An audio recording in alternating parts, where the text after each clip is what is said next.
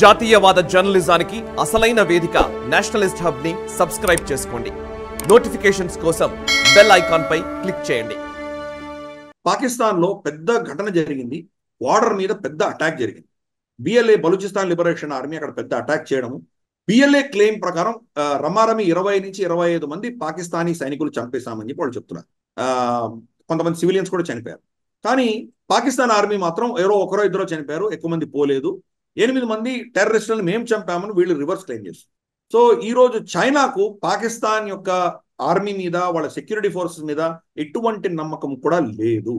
CPC అనేది complete గా చచ్చిపోయిందని అనుకోవచ్చు. మనం కంప్లీట్ గా ఫ్లాప్ అయింది, ఫెయిల్ అయిపోయింది. కానీ చైనాకి ఏంటంటే భారతదేశాన్ని కౌంటర్ చేయడానికి ప్లస్ వార్మ్ వాటర్స్, అరేబియన్ సీకి యాక్సెస్ కోసము, అలాగే స్ట్రాటజిక్ గా అమెరికాని కౌంటర్ చేయడానికి, భారతదేశాన్ని కౌంటర్ చేయడానికి పాకిస్తాన్ వాళ్ళకి అవసరం. కాబట్టి ఆ లెవెల్లో వాళ్ళకు ఒక విధమైన మైత్రి పెట్టుకుంటున్నారు. వాళ్ళకు పెద్దగా ధనం కూడా ఇవ్వట్లేదు. పాత అప్పులనే వాళ్ళు రోల్ ఓవర్ చేస్తున్నారు. అంతకుమించి ఏం చేయట్లేదు పాకిస్తాన్కి. ఏదో అక్కడ అడప పనికి మాలినవి ఏవో F-17 లాంటివో ఏదో సబ్మెరీన్లో ఏవో ఇస్తున్నారు వాళ్ళకి. తప్పితే వాళ్ళ మొత్తం పాకిస్తాన్ ప్రాజెక్ట్ అంతా ఫ్లాప్ అయింది అని అర్థం చేసుకోవాలి. ఇప్పుడు మనకు స్పెషల్గా తెలిసింది ఏంటంటే తెహ్రీకే తాలిబాన్ పాకిస్తాన్ ఏదైతే ఖైబర్ పఖ్తూన్ఖ్వాలోను, తర్వాత వజీరిస్తాన్లోను, ఇటువంటి ప్రాంతాల్లో అంతా వాళ్ళు చాలా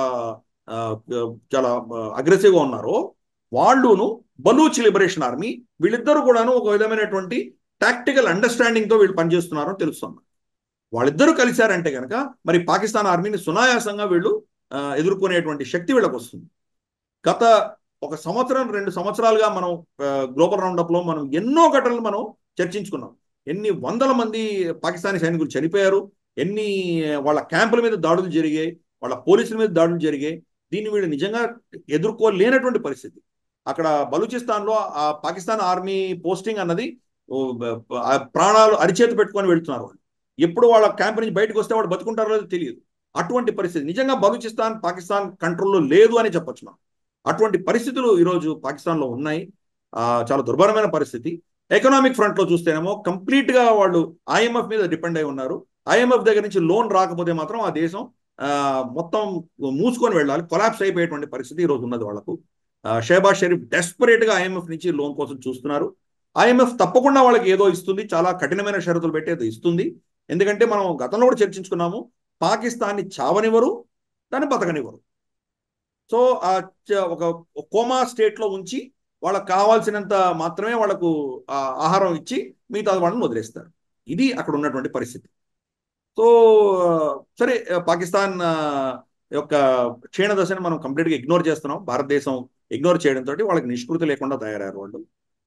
గుడ్ లక్ టు దెమ్. ఈ వీడియో మీకు నచ్చినట్టయితే లైక్ చేయండి, 10 మందికి షేర్ చేయండి. అలాగే కామెంట్ల రూపంలో మీ అభిప్రాయాలను మాతో పంచుకోండి. Nationalist hub group of channels ను సబ్స్క్రైబ్ చేసుకుని తెలుగునాట జాతీయవాద జర్నలిజాన్ని ప్రోత్సహించండి. ఈ వీడియో కింద ఉన్న బెల్ ఐకాన్ పై క్లిక్ చేయడం మర్చిపోవద్దు.